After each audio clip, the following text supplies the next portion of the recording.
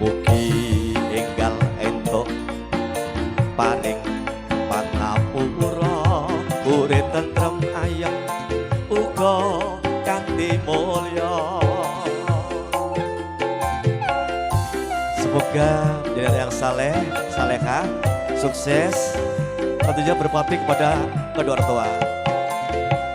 Nganti ono anak wani marang wong tuwa, yen nganti ono 1001 sing wani, nganti ono anak lali marang wong tuwa, yen nganti ono 1001 sing lali.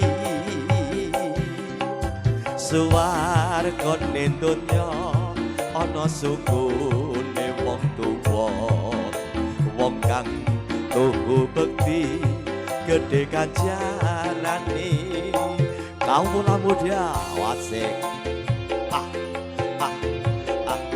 Jum, jangan jum, sing ketel jum.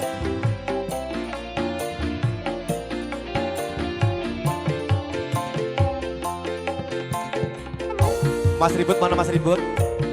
Mas Ribut, lega motor iki, Mas Ribut dampingi Kang Putro.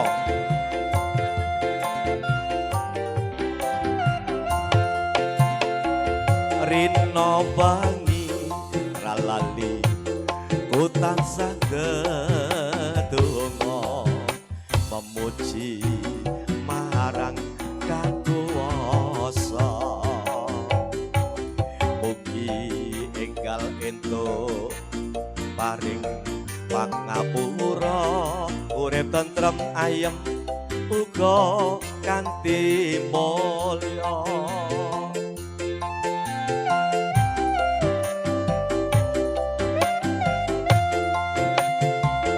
Nganti ana anak wani marang wong tuwa, yen nganti ana 1001 sing wani, nganti ana anak lali marang wong tuwa, yen nganti ana 1001 sing lali. Suwargane donya ana sukune wong tuwa, wong kang tuhu bekti gedhe ganjarane. Satu lebar lagi, ada awal. Asik.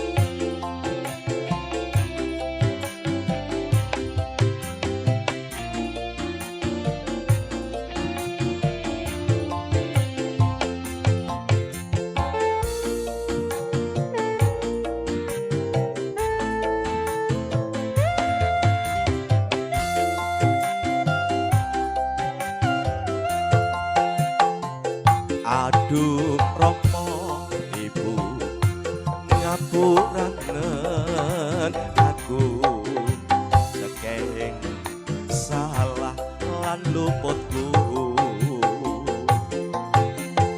tak rumangsani aku duweni dosa nganti saiki isih krasa ning dada.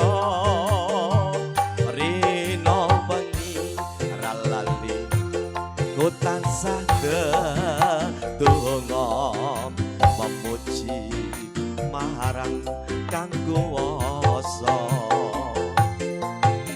Mugi enggal entuk paring pangapura urip tentrem ayem uga kanthi mulya.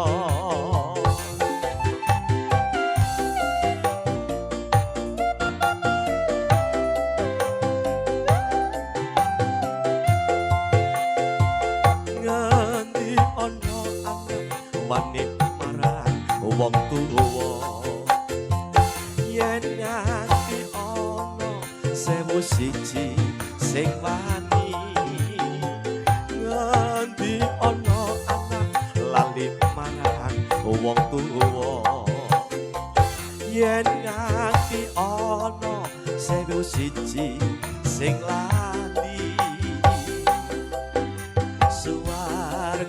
ning donya ana suku ne wong tuwa wong kang tuku bekti gedhe kajarane nganti ana anak wani marang wong tuwa yen nganti ana sewu siji sing mati nganti ana anak lali marang wong tuwa yen nganti ana sewu siji sing lali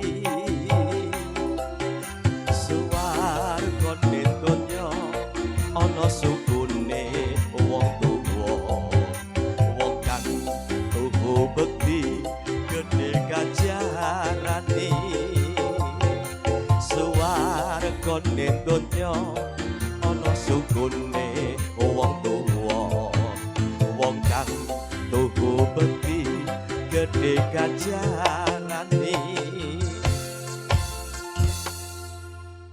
sira